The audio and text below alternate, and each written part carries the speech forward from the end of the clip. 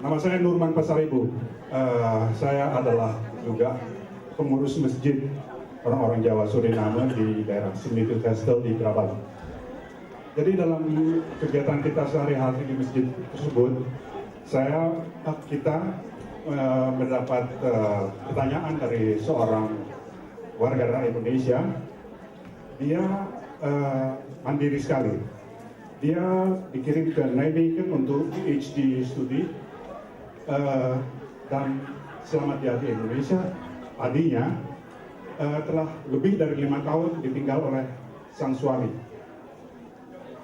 dan anak-anaknya setelah ditinggal ke Belanda itu dirawat oleh ibunya dan dari si nenek anak-anak itu, dan si ibu ini mengirimkan bantuan ke ibunya yang diberikan bantuan pada anak-anaknya.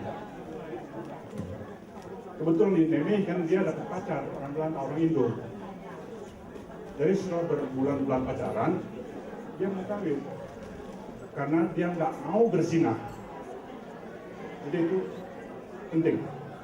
Dia datang ke masjid kita karena sebelumnya dia pergi ke embassy minta tolong pernikahannya yang di Indonesia itu di Mitte Verklaren, dia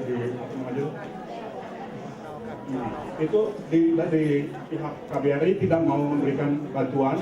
Artisnya adalah harus ke Bandung, dia asalnya dari Bandung, tapi jadi Bandung dulu, harus ke Bandung diurus di sana. Terus dia pergi juga ke Masjid Al-Hikmah, minta tolong sama ulama-ulama di Masjid Al-Hikmah di Den Haag. Jawabannya persis seperti itu, harus ke Bandung. Dengan teman-temannya dia yang sekolah di Nijmegen itu, kebetulan ada yang tahu, di Semitu Kastel ada masjid orang-orang Jawa, mungkin mereka bisa membantu. Datanglah mereka, si ibu ini ke saya, dan di hadapan teman-teman jemaah masjid waktu salat Jumat, dia mengajukan pertanyaan itu, minta tolong supaya perceraian saya yang di Indonesia bisa diselesaikan di sini, supaya dia bisa menikah, supaya dia tidak melakukan poliandri, 2 suami. Itu nggak baik ya, salah. Terus kita berembuk, ahli-ahli masjid, mereka melihat surat An-Nisa, dan yang ketiga mengembalikan mahar yang diterima pada waktu dia menikah. Syarat yang pertama dan kedua itu telah terpenuhi. Syarat yang ketiga itu harus diserahkan untuk ya usaha sosial atau intelektual untuk kebutuhan masyarakat. Dan itu bisa juga diwakilkan kepada kas masjid, misalnya untuk pembangunan masjid untuk umat. Jadi begitulah, dia bersedia untuk mengembalikan mahar tersebut. Dan terjemahan dari ayat ini dari surat An-Nisa dalam bahasa Belanda, dalam bahasa Indonesia, dalam bahasa Jawa, saya berikan kepada jemaah kita untuk, ayo, mari kita tukar pikiran. Setuju nggak kalau si ibu ini menyerahkan uang mahar tersebut, bahwa perkawinannya dinyatakan tidak berlangsung lagi? Semua yang hadir mengatakan ya, baik. Dan pada saat itu si imam masjid kita mengatakan, mulai saat ini perkawinan kamu sudah dinyatakan berakhir. Dan setelah itu pernikahannya dengan si anak orang Indo ini bisa berlangsung karena dia tidak lagi melakukan poliandri. Jadi inti hal yang ingin saya katakan di sini adalah, ya kenapa kita bikin repot, bikin susah kalau bisa lebih gampang. Jadi itulah komentar saya mengenai bijdrage saya mengenai perkawinan campuran di negeri Belanda. Terima kasih, Bu. Kalau bisa gampang, kenapa harus susah? Ya, silakan ada komentar lainnya atau satu lagi mungkin. Aku nggak lihat, bisa ke depan. Itu saya ingin menanyakan tentang perjanjian pranikah, karena pasangan saya adalah orang Belanda dan saya ingin melindungi properti saya di Indonesia dan sebagainya, maka saya harus membuatnya di Indonesia karena menurut peraturan ada yang bilang bahwa perjanjian pranikah hanya akan berlaku di negara di mana perjanjian itu dibuat. Sedangkan pasangan saya berbeda agama dan di Indonesia tidak boleh ada pernikahan beda agama. Terus bagaimana? Apakah saya bisa tetap mencatatkan pranikah itu, perjanjian pranikah di Indonesia atau tidak? Sepertinya pertanyaan buat Pak Jun, monggo Pak. Dan juga mungkin Pak. Terima kasih atas pertanyaan. Mungkin saya dengan Mbak Egy yang jawab tadi ya, karena terkait dengan hukum nasional. Cuma ada satu Pak tadi pertanyaan terkait dengan peran KBRI Pak. Jadi memang sesuai dengan ketentuan undang-undang yang bisa dilakukan pernikahan adalah pernikahan yang sesuai dengan Undang-Undang Nomor 1 tahun 74. Jadi kalau sesama Muslim dilakukan boleh dilakukan di KBRI. Nah terkait dengan undang tersebut, Indonesia tidak mengenal poliandri Pak. Jadi kita memisahkan antara hukum nasional dengan hukum agama. Ya. Untuk yang masalah ibu tersebut, ini juga sudah menjadi concern bersama. Pertanyaan juga beberapa masjid di Rotterdam dan Amsterdam terkait dengan WNI yang bahkan masih sama-sama single Pak, mau menikah tetapi dengan pakai masjid, maksudnya dengan dokumen masjid. Ini secara hukum nasional sekali lagi tidak diakui. Karena ini ada implikasinya Pak terkait dengan hak-hak dia sebagai WNI, terkait dengan harta, terkait dengan waris dan sebagainya yang mungkin Bu Anggi lebih tahu bagaimana seorang WNI yang memiliki hak dan kewajiban terkait dengan perkawinan. Nanti kan status perkawinannya dipertanyakan. Secara hukum dia masih menjadi istri dari suaminya yang ada di Bandung tersebut. Nah, ini akan ada komplikasi hukumnya. Ya, saya tidak tidak menghalangi atau tidak menentang bahwa ada pertimbangan Islam menghindari zina dan sebagainya. Tetapi saya bicara atas nama wakil dari pemerintah Republik Indonesia, itu tidak sesuai dengan ketentuan, Pak. Jadi alangkah baiknya proses perceraian tersebut diproses Pak. Itu bisa tadi melalui pengadilan di Bandung dan sebetulnya juga bisa in absentia Bu ya. Bisa in absentia. Kami sering menerima dokumen panggilan sidang dari Indonesia dan orangnya ada di sini. Saya nggak tahu apakah itu termasuk yang Ibu Bapak sebut tadi ya.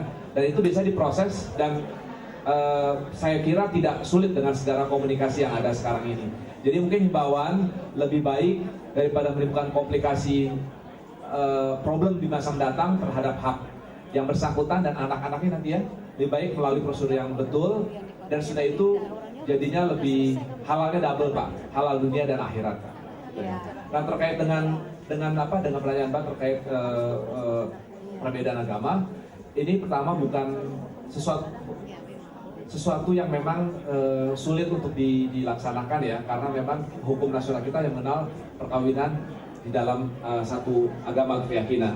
Itu ada undang-undangnya. Barangkali mungkin nanti Bu Anggi akan punya pandangan ya. Artinya tapi bukan posisi resmi ya, apakah ada kiat lain terkait dengan hal tersebut. Karena dalam hukum Indonesia memang yang perkawinan beda agama dilakukan di luar dan dapat dicatatkan. Ya. Nah, terus nanti perkalaman di dalam negerinya nanti mungkin Mbak Anggi bisa menambahkan. Saya kira itu aja. Maksud saya ini hanya menuliskan di notaris saja, tapi pernikahannya tetap di luar Indonesia seperti itu. Ya, Mbak, apa namanya tadi? Yesi. Mbak Yesi, pertama-tama selamat ya Mbak, mau menempuh hidup baru. Ini Mbak, seperti yang tadi secara singkat saya jelaskan, perkawinan campuran itu kan syarat dengan hukum internasional ya Mbak ya, karena seperti Mbak ada hukum Indonesia dan juga hukum Belanda yang bekerja dalam satu institusi perkawinan tersebut yang Mbak akan laksanakan. Jadi gini, biasanya dulu teman-teman yang ingin menikah beda agama memang keluar negeri, karena di Indonesia secara jelas tidak diakui perkawinan yang berbeda agama atau perkawinan yang sesama jenis gitu ya. Itu jelas-jelas harus seagama, harus lawan jenis. Tapi mereka mengambil loopholes-nya, mereka menikah ke luar negeri, dan Indonesia harus menghargai hukum asing yang mengakui perkawinan tersebut Sehingga kalau Mbak nanti pulang ke Indonesia jangan lupa dicatatkan seperti Pak Jun bilang, ya, dicatatkan saja. Tapi tempat perkawinan, sahnya perkawinan adalah misalnya di Belanda, gitu ya. Jadi misalnya perbuatan-perbuatan hukum yang menyangkut perkawinan Mbak itu berlakunya hukum Belanda. Oke.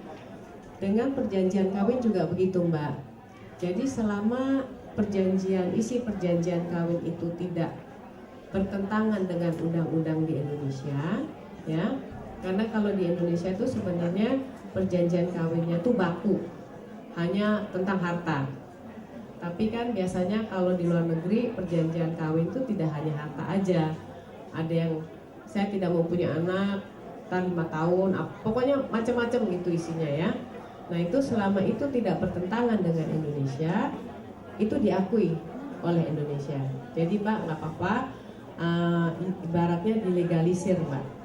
Jadi Mbak nanti setelah menikah di Belanda, kapan Mbak pulang, Mbak langsung ke catatan sipil, Mbak bawa akte perkawinan dan juga akte perjanjian kawin, bilang ini ada perjanjian kawin saya, ini ada itu, nanti ya mereka catatkan dan itu berlaku seperti itu ya.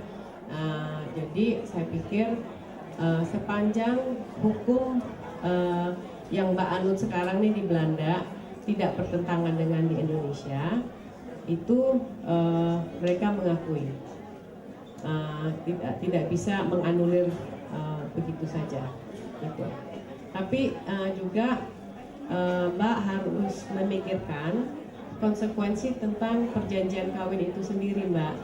Kalau Mbak hanya ingin mengadakan perjanjian kawin untuk memiliki properti, itu sepertinya sangat riskan ya. Karena kalau perjanjian kawin itu kan benar-benar harta terpisah, Mbak. Kewajiban Mbak juga terpisah. Jadi kalau Mbak nggak kerja, misalnya sekarang kerja, terus setelah menikah tidak bekerja, tidak punya pemasukan kan. Nah, berarti Mbak hartanya kan ya segitu-segitu aja. Ya dong, karena nggak ada harta bersama kan. Nah, itu harus dipikirkan juga Mbak. Jadi konsekuensi perjanjian kawin itu yang mana saya selalu bilang ke orang-orang itu tidak semudah yang dipikirkan, karena itu perjanjian. Begitu kita teken, hartamu hartamu, hartaku hartaku. Ya kalau kita terus punya penghasilan sendiri gitu ya, tiba-tiba nggak ada, berarti kan kita nggak bisa bilang Mas minta dong duit gitu. Nah Masnya juga bisa lah, kan dulu perjanjiannya kamu gimana gitu, kamu nggak bisa marah gitu loh Mbak, ngerti nggak? Jadi please review it over gitu.